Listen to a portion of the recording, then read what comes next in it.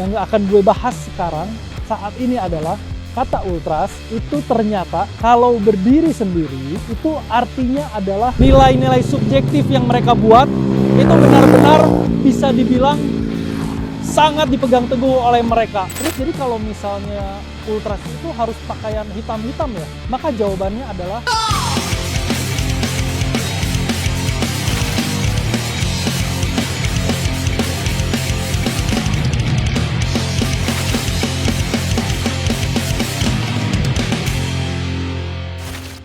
Oke, let's is. Akhirnya ketemu lagi dengan gue Albert Draktan. Ya, di video yang kali ini pada akhirnya kita akan membahas mengenai ultras.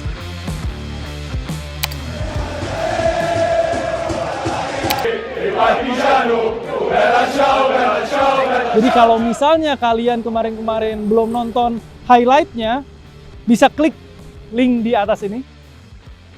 Dan yang berikutnya, gue juga udah membahas mengenai hooligan. Kalau misalnya kalian belum nonton video yang mengenai hooligan, boleh klik di atas ini.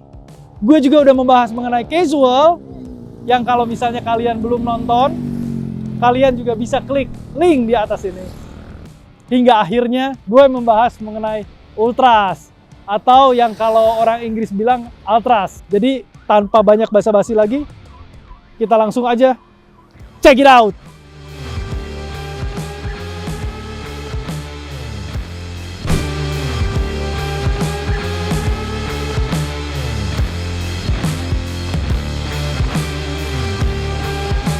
Yang cukup menarik adalah kalau misalnya kita lihat hooligan di googling, itu agak-agak kurang lengkap informasinya. Apalagi mengenai casual. Kalau misalnya kita lihat casual secara googling gitu ya, ada yang ngaco lah, ada yang nggak lengkap informasinya. Nah, yang unik dari ultras ini adalah mereka yang bisa dibilang paling lengkap lah informasinya.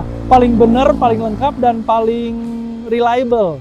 Jadi lumayan lah, bisa sangat membantu kalian. Untuk yang ingin tahu ultras, boleh langsung googling aja. Yang akan gue bahas sekarang saat ini adalah kata ultras itu ternyata kalau berdiri sendiri itu artinya adalah dengan ekstrim atau secara ekstrim atau lebih ekstrim ketimbang yang lain. Dengan kata ini, dengan penjelasan ini, kita sekarang jadi sama-sama tahu ya bahwa kata ultras itu sendiri bukan bermakna sebagai nama kelompok, melainkan sebuah kata dalam bahasa Inggris yang ada artinya.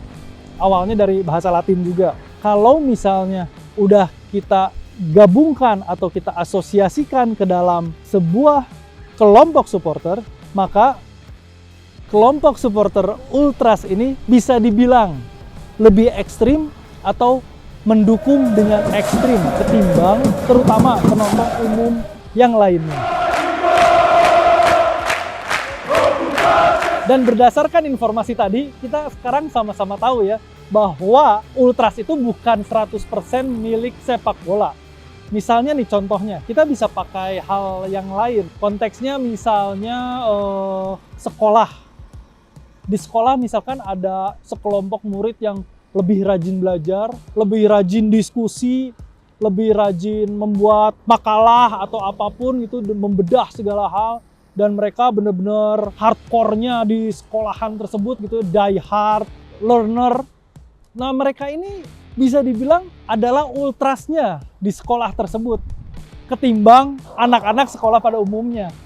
Atau contoh lainnya, misalkan di restoran misalkan ada sekelompok misalkan ada asisten-asisten di kitchennya gitu ya, misalnya yang mereka bener-bener dalam banget meneliti makanannya, sampai belanja ke pasar sendiri, sampai benar-benar semuanya harus tertata dengan apik. Mereka higienisnya, mereka memastikan dengan edan-edanan segala macam disajikan dengan sempurna dan lain-lain, melebihi chef atau melebihi orang-orang kitchen di rumah makan lainnya. Maka si kelompok ini bisa dibilang dalam tanda kutip juga sama sebagai ultrasnya di restoran tersebut. Nah, jadi kita sekarang udah sama-sama tahu ya bahwa ultras itu bukan cuma ada di sepak bola. Kalau misalnya kita masuk lagi ke dalam konteks sepak bola, maka kelompok ultras ini adalah mereka yang bisa kita lihat sering lah ada di stadion.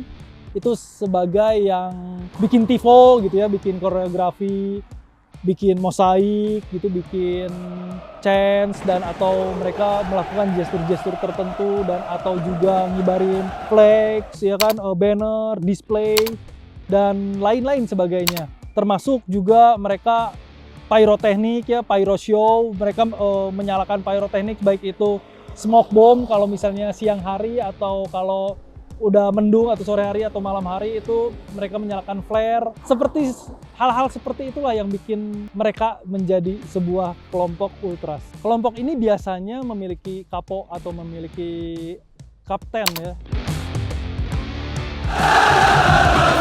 Dan mereka ini biasanya juga sampai ada yang punya akses langsung ke tim atau ke pemain atau ke manajemen, dan berani menyuarakan, berani mengkritisi secara lebih lantang.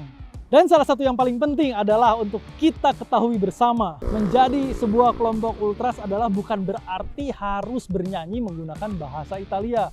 Kalau misalnya kita lihat di negara-negara Eropa, mereka bernyanyi menggunakan bahasanya mereka masing-masing gitu. Nggak harus melulu pakai bahasa Italia. Seperti itu, dan kita juga harus sama-sama tahu ini yang harus dijaga dari adik-adik remaja ya, dari yang lebih muda di antara kalian. Ini penting karena di Eropa sana sedang bangkit lagi fasisme dan sedang bangkit lagi neonazisme. Maka hati-hati karena banyak banget kelompok ultras yang nasionalismenya tinggi sehingga pada akhirnya mereka menjadi kelompok yang fasis atau neonazi. Ini jangan ditiru, karena ini sangat berbahaya kalau ditiru. Jangan karena mentang-mentang kalian pikir Hitler membantai Yahudi, terus kemudian kalian pikir jadi kalian bisa ikut-ikutan jadi neonazi gitu. No, karena tahukah kalian bahwa Hitler itu bukan cuma membantai Yahudi. Hitler juga membantai, bahkan membantai orang komunis, orang Katolik, orang Islam, terutama saat itu dari Islam Albania, homoseksual, ya kan, terus kemudian orang-orang yang pintar tapi nggak mau pro ke Hitler, itu semua dihajar sama dia. Jadi jangan sok-sokan ikut-ikutan ultras-ultras yang fasis atau yang neonazi hanya karena kalian pikir keren, oke? Gue pernah baca di salah satu komen di postingan video gue, ada yang nanya, Bang Albert, atau waktu itu nanyanya Mas Albert atau Bang Albert gitu. Terus jadi kalau misalnya ultras itu harus pakaian hitam-hitam ya? Maka jawabannya adalah ya dan tidak.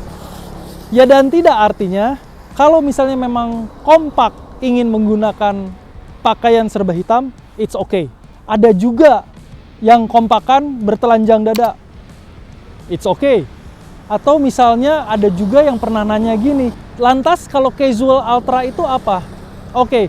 Casual ultras itu adalah mereka yang kelompoknya ultras tapi berpakaiannya ala casual. Misalkan contohnya mereka janjian pakai hitam-hitam gitu misalkan ya, tapi pakai brand-brand yang luxury brand. Atau misalnya contohnya janjian pakai brand yang sama, misalkan contohnya pakai Noise and Lion. Yuk kita sama-sama barengan pakai Noise and Lion. Semuanya barengan kompakan, atau pakai t-shirt dengan desain yang sama tapi t-shirt tersebut dari salah satu luxury brand misalkan, maka itu adalah casual ultra.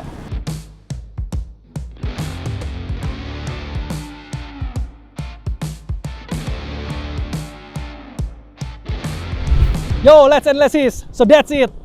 Begitulah mengenai ultras ya. Jadi kalau misalnya kita lihat si kelompok yang satu ini memang merupakan satu kelompok yang berkomitmen dan punya dedikasi yang tinggi terhadap klubnya masing-masing. Dan nilai-nilai subjektif yang mereka buat itu benar-benar bisa dibilang sangat dipegang teguh oleh mereka. Jadi ini kita sama-sama tahu bahwa menjadi siapapun kita, apakah mau jadi penonton umum aja atau mau jadi supporter yang militan dan lain sebagainya, atau bahkan mau menonton di televisi doang, itu menjadi hak kita masing-masing. Jangan lupa subscribe, like, comment, and share, and see you on my next video.